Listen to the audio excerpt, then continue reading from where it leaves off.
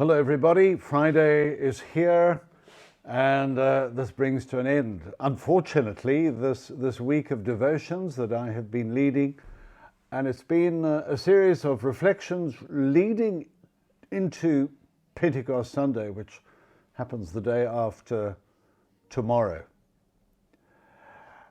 I want you to think for a moment of the incredible difference between the disciples before Pentecost and the disciples after Pentecost. So in that reading that we read together from, I think it was yesterday, we find the disciples in the upper room behind locked doors for fear of people who might come knocking and asking embarrassing questions or difficult questions. And then Jesus is there amongst them. Now remember that they had been witnesses to the presence of Jesus after the resurrection. They knew about it. This was nothing new when Jesus appeared amongst them. They had known about it. They had discussed it with one another. Thomas himself had finally been convinced. But so what, one might ask, because here they are, absolutely petrified out of their minds.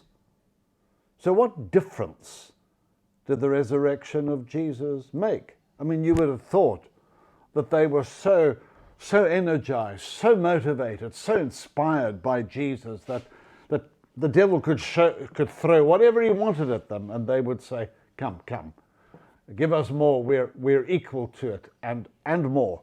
We will overcome." But it wasn't like that, because there was something missing.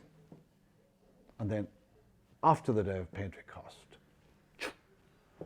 a transformation. You see, we can know things with the head. We can fill our heads with knowledge, and yet it fails to live. It fails to take hold of us, because our lives, for whatever reasons, are so cluttered or uncommitted or so overly intellectual that we actually never get down to experiencing the reality of it all. So, thinking about this the other day, I came to my piano and I picked up a piece of music. Sonata number 14. You know it well, don't you? Sonata number 14. Most of you are thinking, Sonata number 14. What's Sonata number 14? Sonata quasi una fantasia, opus 27, number 2. And you think, oh. And I say, Moonlight Sonata. And you say, oh, yes, of course, Beethoven. And I could even go so far as to show the music to you. And you'd say, oh, yeah, that's interesting. But actually, it's going to mean nothing simply by recalling it or even looking at the music. There's one crucial difference between seeing that and me putting it on the piano thingamadoodle and playing.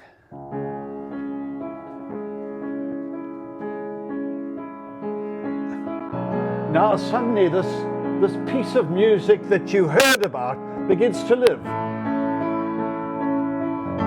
And it takes you into a different place. Then your heart begins to warm to it. And you think, beautiful.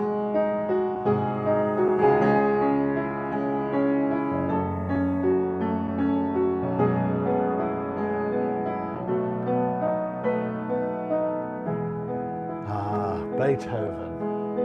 Wonderful. It's very different than simply reading the music and talking about this music. Because it's alive.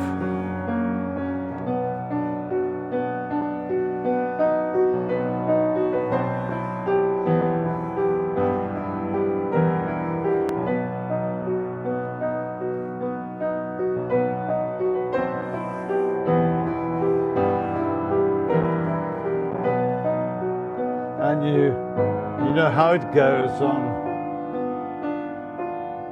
And what is the difference? Because somebody is playing it. Somebody has taken this and has made it live.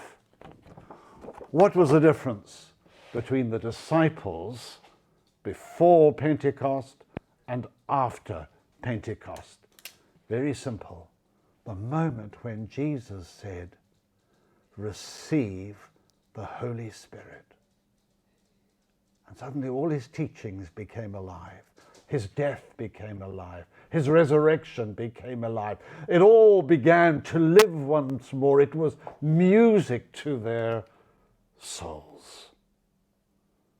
And that for me is the beauty of Pentecost. You can believe as much as you want to, and it's important to believe and to know your faith.